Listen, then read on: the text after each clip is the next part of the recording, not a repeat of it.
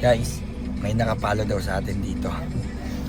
Nakapalo ka, sir? Nakapalo ka? Ano tawag sa akin? Ano tawag sa akin? Papanan daw.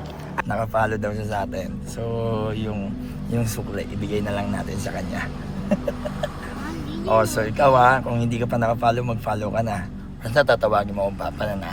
Check natin si sir, yung naka-duty dito sa gasoline station.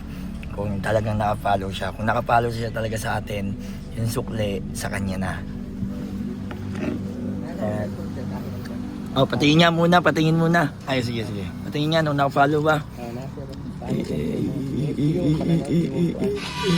Saan ka nanonood?